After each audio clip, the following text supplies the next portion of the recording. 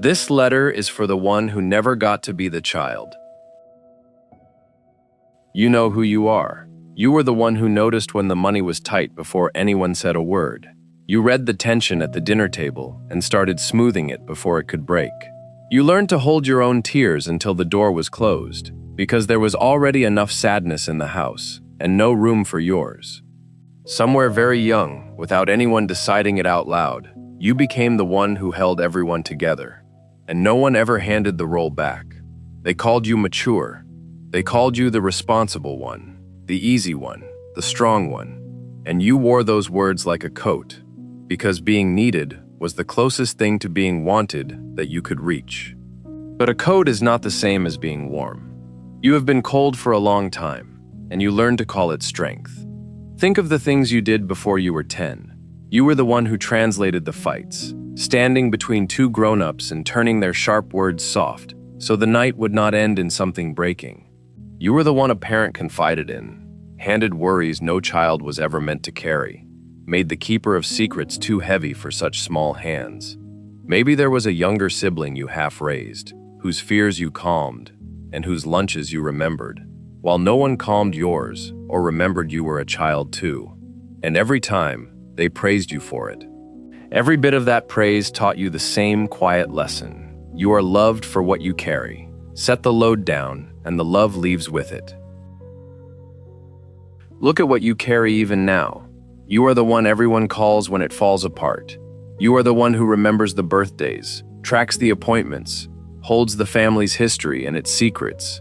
You give, and when someone asks how you are, you have an answer ready that keeps them comfortable and keeps you hidden.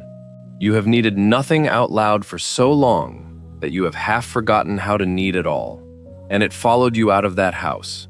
Look at your grown-up life, and you will find the same girl running it. You are the one who overfunctions in every room, the fixer, the planner, the one who senses what everyone needs before they think to ask. You are drawn to people who are a little broken, because being the strong one is the only role you have ever known, and someone who needs rescuing feels like home. You give until you are running on empty, and when a person tries to give something back, you deflect it, change the subject, insist you are fine. Receiving feels dangerous. Needing feels like a debt you will be made to repay with interest. So you stay the giver, always the giver, and then you lie awake wondering why you feel so alone in a life that is crowded with people you take care of. Here is what no one saw, back when it started. A child was doing a grown woman's job, and paying for it with her childhood. You were not born strong. You were pressed into strength before your bones were ready for the weight. And that little girl, the one who was never allowed to be small, she is still inside you. She is tired in a way that no vacation touches. She is waiting for someone to finally say, "You can put it down now." It feels like your worth is your usefulness. Be honest, because this is the wound underneath all of it. Some quiet part of you believes that if you ever stopped holding everyone up, stopped being the reliable one, stopped needing nothing, the love around you would thin out and disappear. So you keep earning your place, you keep being indispensable, you keep proving you deserve the room you take up.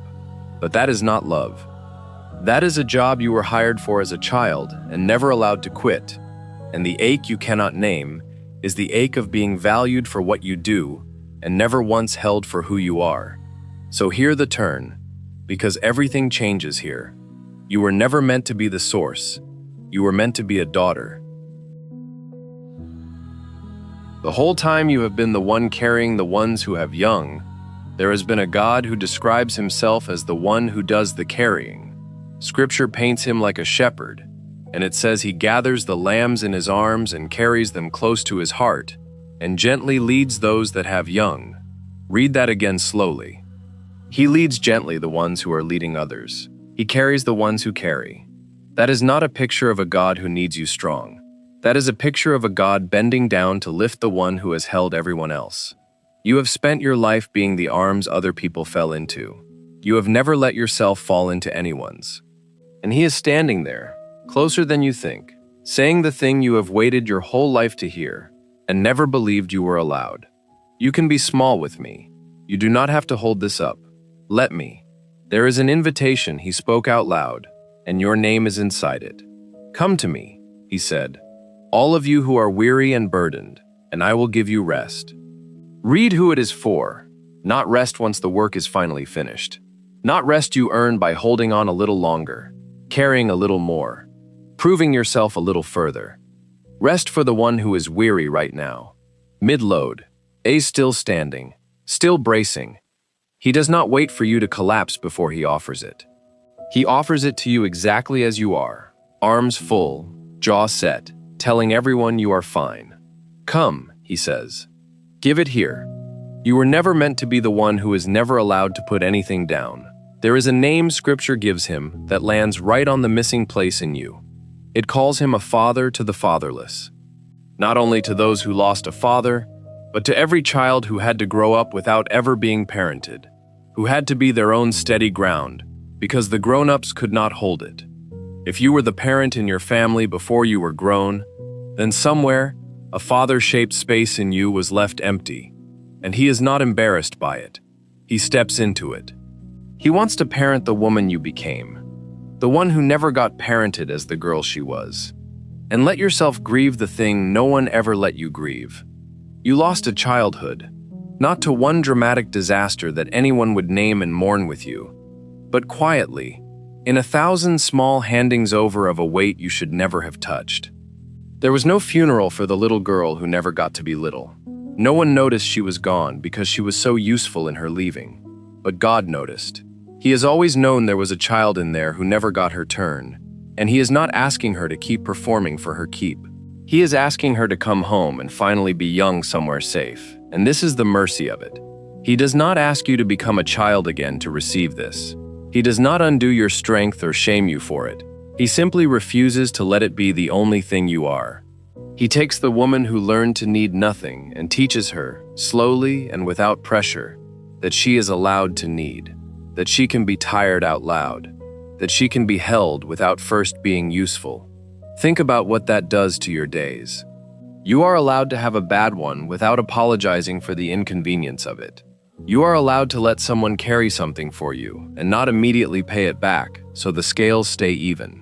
You are allowed to sit in his presence and bring nothing, produce nothing, fix nothing, and still be fully welcome. The love does not thin out when you stop performing. That was the lie. The love was never the wage, it was always the gift. You do not have to earn a single thing from him. You never did. The people around you may have needed you to be the strong one. He does not. He has been strong this whole time, and he has been waiting for you to notice that you are allowed to lean. And here is the fear that keeps you from leaning, so let it be answered. Some part of you is certain that if you set the load down, everything will fall apart, that the family only holds together because you hold it, that if you stop reading the room, stop absorbing the tension, stop being the steady one, it all comes crashing down, and it will be your fault. But hear this carefully. You were a child carrying a load that was never yours, and the world did not put it there, because you were the only one strong enough. It put it there because no one else picked it up. Letting it down does not make you the reason things break. It only means you finally stop being crushed by a weight that was never assigned to you. God can hold your family. He held it before you were born. He was never asking you to be him. Picture her, the woman you are becoming as this settles in. She still loves her family. She still shows up. But she no longer disappears into the role. She has learned that no is a whole sentence, and that resting is not the same as abandoning everyone. She has stopped auditing herself for signs that she is finally doing enough. She lets herself be known, not just needed. And the strange thing is, she is not less to the people who love her. She is more, because now they are getting her, and not just her usefulness. That woman is not a fantasy. She is who you already are underneath the role. She is the little girl who was never allowed to be small, finally being held by a father who was never going to hand her a job in exchange for his love. You are not the glue that holds everyone together. You were never supposed to be. You are a daughter of the king, and in his house you do not have to be indispensable to be kept. You are kept because you are his. He has been carrying the ones who carry since the beginning, and tonight he is carrying you. So set it down, not all at once and not forever, but tonight, in this quiet moment, Let it go, and let yourself be small, in the arms of the one who never needed you strong. If you were the child who became the parent, I would love to know the moment you first realized it, and the line in this letter you most needed to hear. Say it in the comments, so another woman who has been holding everyone up can read it and finally let herself be held too.